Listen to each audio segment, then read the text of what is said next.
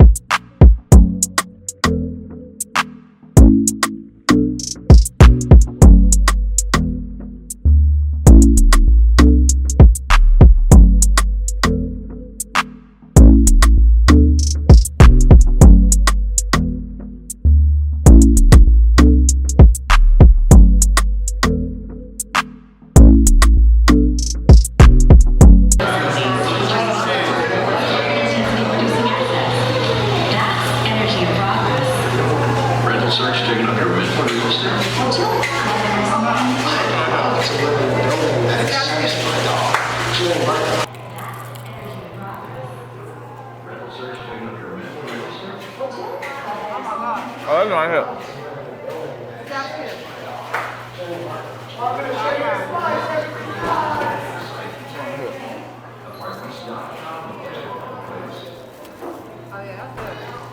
Look, Philly don't even got egg, steak and cheese like that.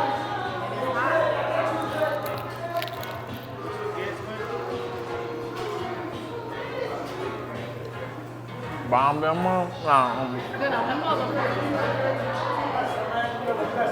Steak and cheese egg roll.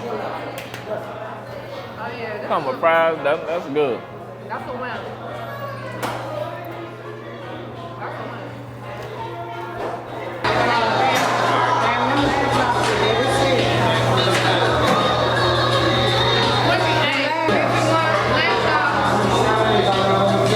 Nigga, you ain't say lamb chops. I'm about to go to a spot thing. Non-mango lemonade. Let's see how this is. You not at it. Go.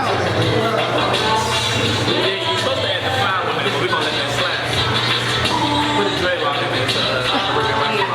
This is it. All right, man. I just came here. I ate up all the food. Do you mind telling everybody about Sugar and Spice? Everything nice? Yeah, everything nice. So how did it get started?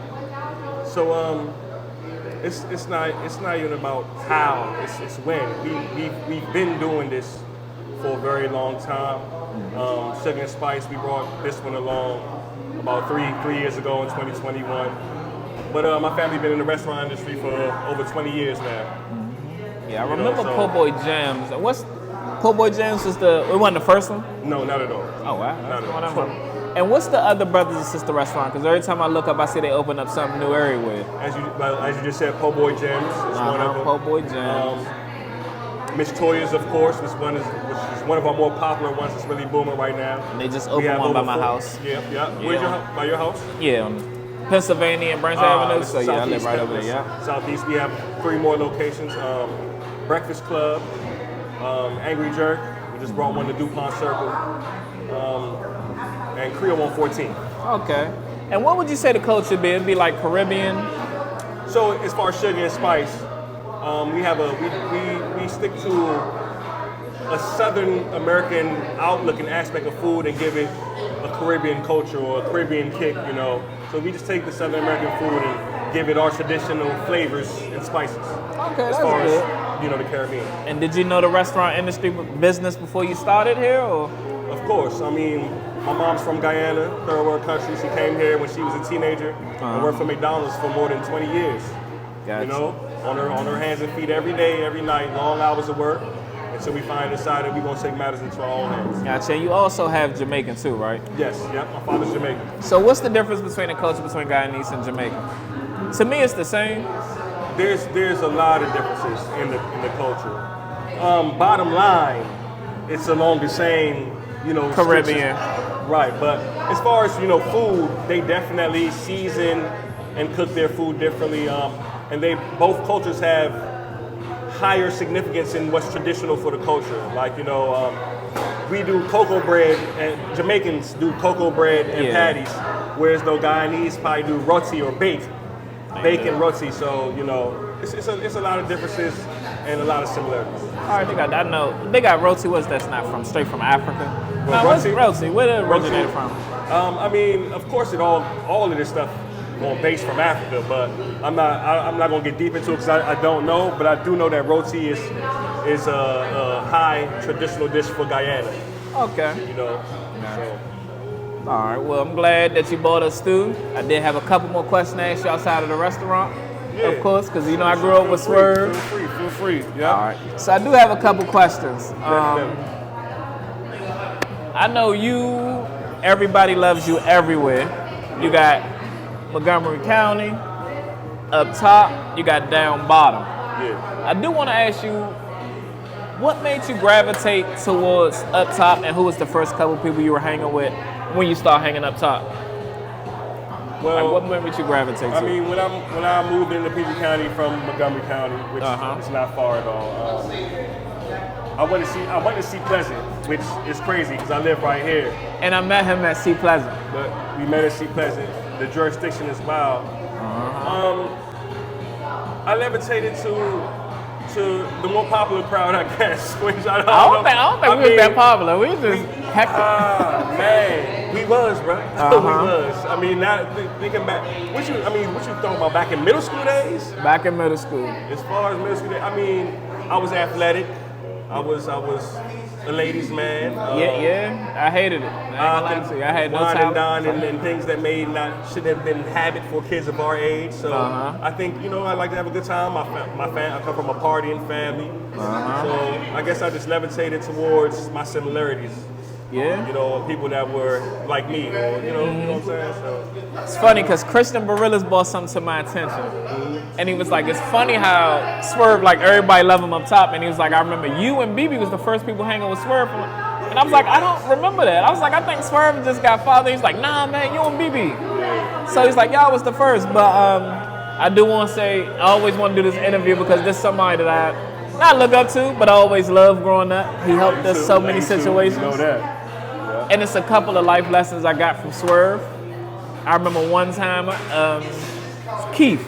You was looking for Keith one day, and I remember just me and you on the bike. We went to Hyattsville, went to Mount Rainier, Brentwood, up top, down bottom. He's like, when I see him, I'm gonna punish him. Yeah. And I said, Swerve, you think I'm gonna beat Keith? And you said, nah, dog, but I can't go like that. And I was like, man, that's some real stuff. So I was like, I remember that. And I remember also, this is a Mount Rainier story. It's negative, but it's positive. We all changed men. All right. I remember the first day of high school. When it's weird because Swerve had a best friend. We ain't gonna get into the details. One hang with one side, one hang with the other side. And I'm like, up top and down bottom start having a riff. And I was like, well, down bottom love me, they love you, so it'll never be an up top and down bottom beef. Yeah. I didn't want it. I messed with Tavaz, Devin, my man, Eddie, everybody. And coming to high school, they just weren't rocking with us. And they was like fake putting the press on us. Yeah. And I remember you come to me, it was like, man, we gotta go rally up, we gotta go down to Noe, we gonna fight them. And I'm just like, I said, I ain't in that, Swerve. I ain't come to play. I'm like, Swerve, I ain't in that. And they don't got no beef with me. And you was like, man, Squidgy, they said they gonna get you too. I don't know what y'all talk about in the bus. And I was like, I ain't do nothing. So we went down there. And we was probably 9 deep, and they was about 50 deep. Yeah. And I remember you put on for us, like you was born and raised. And I was like, I realized I had to go harder for the M. And I was like, I always admired the way you stood on business. I'd rather 2 wolves than 50 sheep. So Yeah, we went down there and it was tight though, but I'm like, you did your thing, and I do want to say I appreciate that. But back to touch on that, because I didn't even know we was going to take it all here with all that. It's always about respect. No matter what coming up, I always have respect for others, and people have respect for me. Take respect to give respect. It's a two-way street. And I earned mine, and those amongst me earned theirs. And you know, I really feel like at the end of the day, it's love and respect. Always, and we got nothing but love and respect. Noya is my second home. Yeah. I love them like I love up top. Love up top a little bit more, but there's some people down bottom I really love more than a lot of people. Got two more questions. Another one is, how do you feel about the talent? Because I know you was rapping for a while, but we also got a Pedro that, like, what do you think is the difference is? Yeah, the difference. Why do you think the youngins get to shine more than us? Do you think it's like it's different times and generations? Because I feel like we do got the talent, but they don't take. And how do you feel about the talent in our neighborhood now? I mean, as far as shine, I'm shining. I'm glowing. I'm always glowing. Yes, the youngins, indeed. The world belongs to the youth. Yes. The kids go always. The world belongs to the youth. It's about the younger generations that are upcoming. Then they got the social media. Yeah. They better in networking. We've paved the way. No matter what, there's a way that was paved for every generation to come.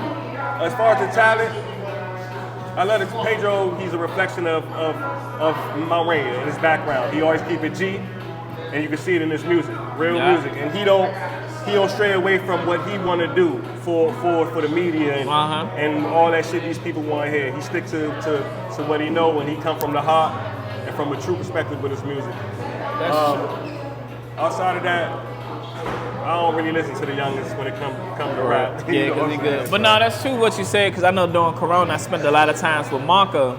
Yeah. And he was showing me the algorithms, like I post something at this time and I'm gonna get this many views and it's gonna say it. And I was like, y'all, the youth step their game up, they know what they be talking about. And I look at what he doing, he got one of the biggest YouTube shows out, DMV Untold Stories. And I am proud of the youth though, I'm proud of all of him and Pedro be having their shows.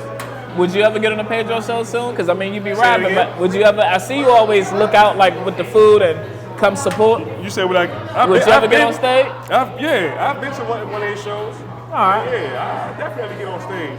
Okay. I actually even reached out to him before about doing some work. You know, we need to. I put money in for that one. Put something in the works in the future. Yeah, we need that. Last question. I believe 5 years ago on your birthday, you got a call from DMX. Yeah. It was the first weekend he came home from jail and he was at the Gaylord. Yeah. What did DMX mean for you growing up, and how did his death like impacted you if it did in any way? Everything, man, everything to me growing up. He was basically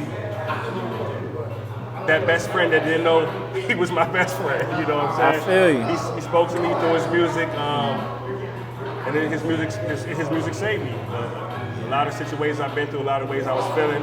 His music definitely impacted where I was coming from. His death was very detrimental for me. I couldn't believe it. I still can't to this day, but I love how the world holds tight on his history and who he was, and you know, recognize outside of his drug habit. You know, he's still highly loved and respected. So yeah, I felt like. And then he called, we spoke. It was amazing. Probably the best birthday gift I've ever gotten. I turned 25. I will never forget the day. You know. Did y'all remember I was right behind you like Squishy's DMX? And I was like, I ran off on y'all because everybody remember I ran and locked the door in the man. And I remember him saying I was gonna pull up, but you ain't answer the phone. You remember that? And I was like, imagine we would have got DMX at a party. No. But that's dope, though. I do just want to say thank you for coming through and doing this and helping out a lot. I was a little tired. I was discombobulated. I ain't know how to do it, and you was like, we can do it this way, and I appreciate it. All right, you already know it's nothing but love, MRC. Cool. Break Bread, Squinch TV. Back with another one. I'll see y'all next time. Thanks, Sugar and Spice, for letting us come through. Yo, hello? Man, Trilla pulled up on me next. I'm too full. I gotta bring my bodyguard out here. That's how much food I ate. Yes, sir. Real life. I'm telling you. But thank y'all for tuning in. We got some more stuff coming. I had a lot more I wanted to talk about, but I was tired. So, you know. But we got some more coming. See y'all next time. Next episode on Break Bread. I ain't gonna have my big bag on that joint. That was nice. Break bread. Break bread.